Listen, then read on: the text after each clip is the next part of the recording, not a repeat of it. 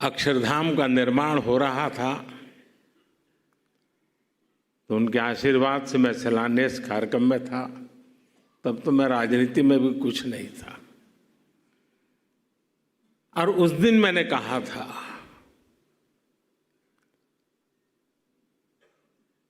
कि गुरु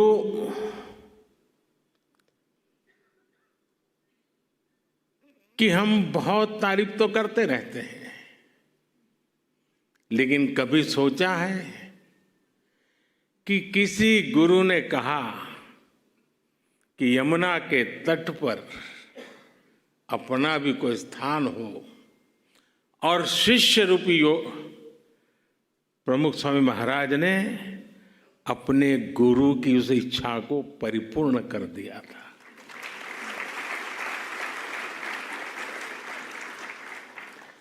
आज मैं भी उसी एक शिष्य भाव से यहां आपके सामने उपस्थित हूं कि आज प्रमुख स्वामी महाराज का सपना हम पूरा कर पाए हैं। आज बसंत पंचमी का पवित्र त्योहार भी है, पूज्य शास्त्री जी महाराज की जन्म जयंती भी है। ये वसंत पंचमी, ये पर्व मां सरस्वती का पर्व है। मां सरस्वती यानी बुद्धि और विवेक की मानवीय प्रज्ञा और चेतना की देवी। ये मानवीय प्रज्ञा ही है जिसने हमें सहयोग, सामंजस्य, समन्वय और सौहार्द जैसे आदर्शों को जीवन में उतारने की समझ दी है। मुझे आशा है कि मंदिर भी मानवता के लिए, बेहतर भविष्य के लिए वसंत का स्वागत करेगा।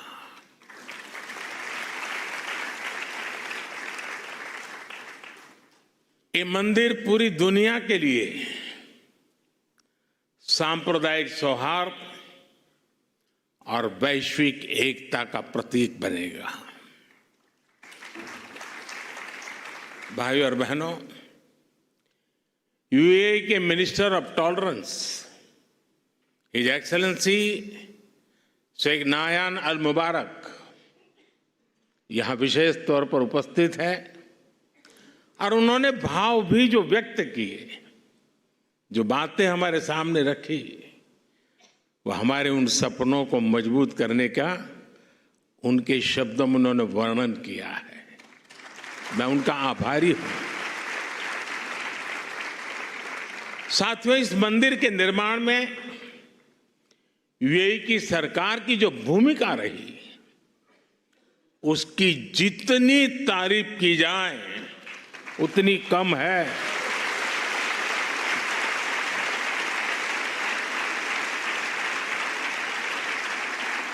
लेकिन इस भव्य मंदिर का स्वप्न साकार करने में अगर सबसे बड़ा सहयोग किसी का है तो मेरे brother His highness Sheikh Mohammed bin Zayed का है।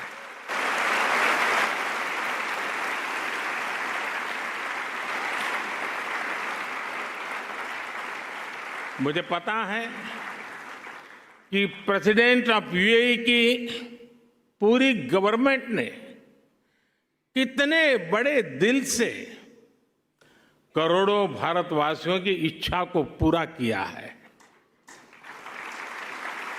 और इन्होंने सिर्फ यहां नहीं, 140 करोड़ हिंदुस्तानियों के दिल को जीत लिया।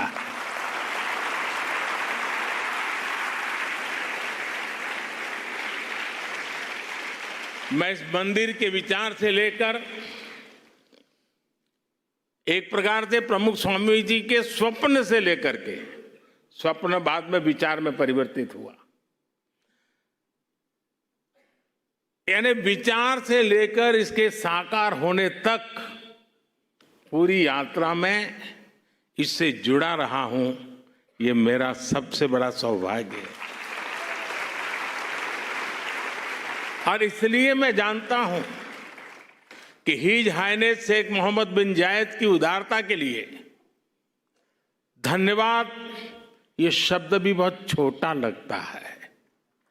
इतना बड़ा उन्होंने काम किया।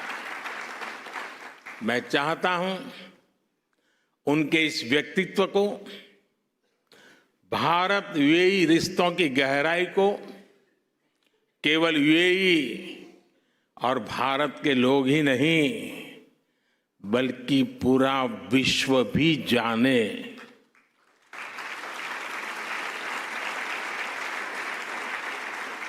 मुझे याद है जब मैं 2015 में यूएई में यहाँ आया था और तब मैंने हिज हाइनेस शेख मोहम्मद से इस मंदिर के विचार पर चर्चा की थी। मैंने भारत के लोगों की इच्छा उनके सामने रखी तो उन्होंने पलक झपकते ही उसी पल मेरे प्रस्ताव के लिए हां कर दिया। उन्होंने मंदिर के लिए बहुत कम समय में ही इतनी बड़ी जमीन भी उपलब्ध करवाई।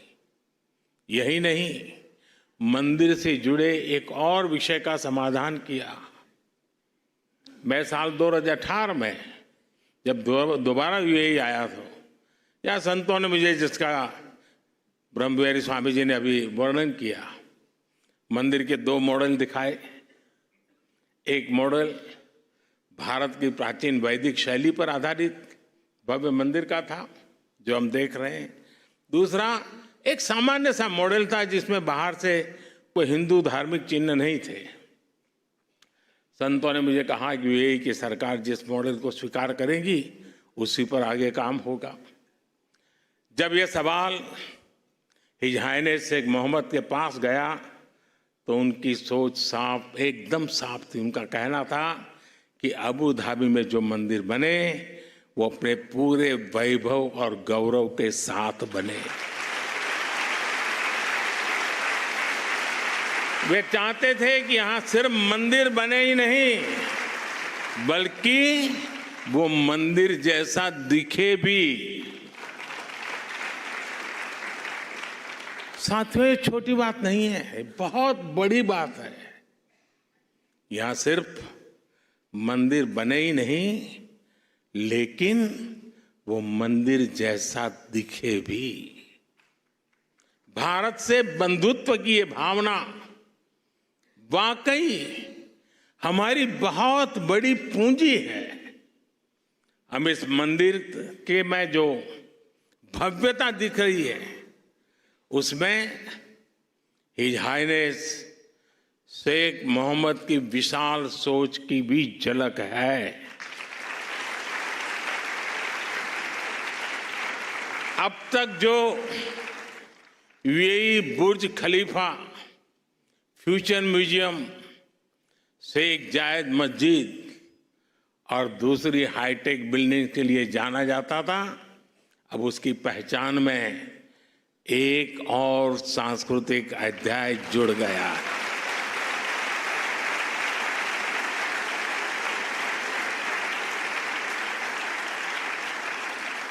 मुझे विश्वास है कि आने वाले समय में यहां बड़ी संख्या में श्रद्धालु आएंगे।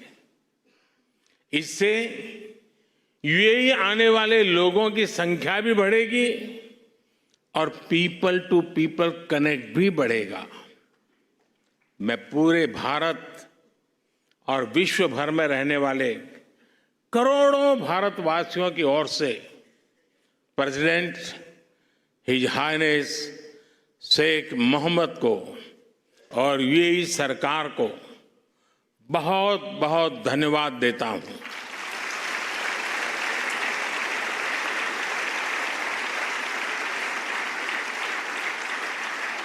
मैं आप सबसे प्रार्थना करता हूं, हम सब यूएई के प्रेसिडेंट को यहां से स्टैंडिंग ओवेशन दें।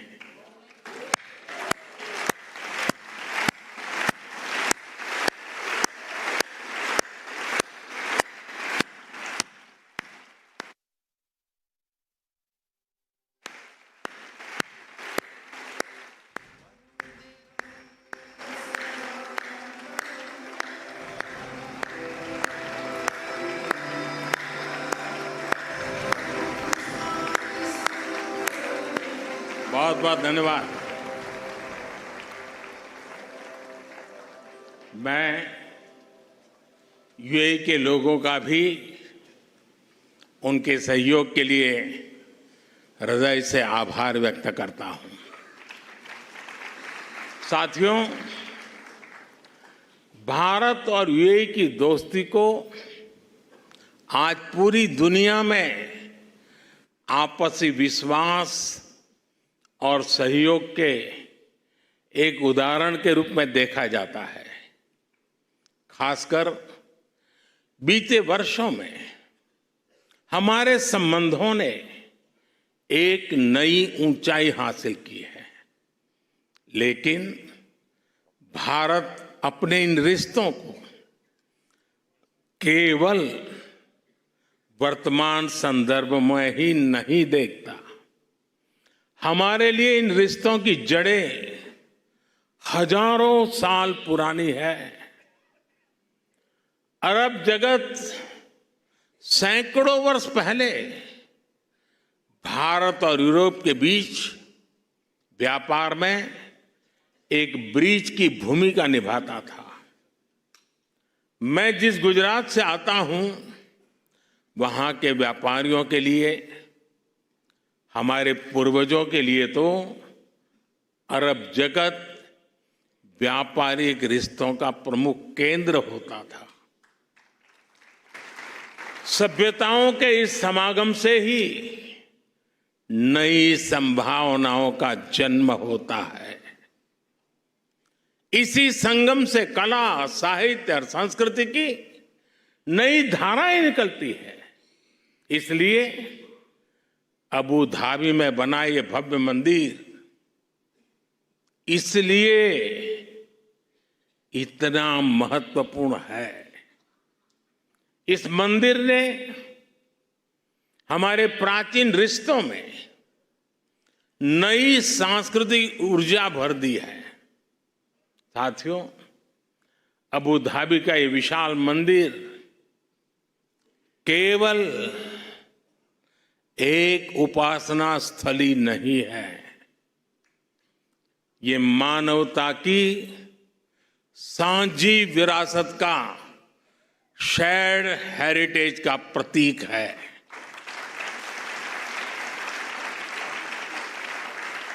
ये भारत और अरब के लोगों के आपसी प्रेम का भी प्रतीक है। इसमें भारत यूएई के रिश्तों का एक आध्यात्मिक प्रतिबिंब भी है। इस अद्भुत निर्माण के लिए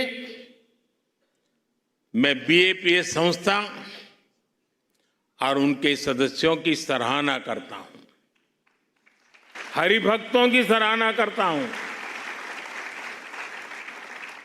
बीएपीएस संस्था के लोगों द्वारा, हमारे पूज्य संतों के द्वारा पूरे विश्व में मंदिर बनाए गए हैं। इन मंदिरों में जितना ध्यान वैदिक बारीकियों का रखा जाता है, उतनी ही आधुनिकता भी उसमें झलकती है। कठोर प्राचीन नियमों का पालन करते हुए आप आधुनिक जगत से कैसे जुड़ सकते हैं, स्वामीनारायण संन्यास परंपरा इसका उदाहरण है।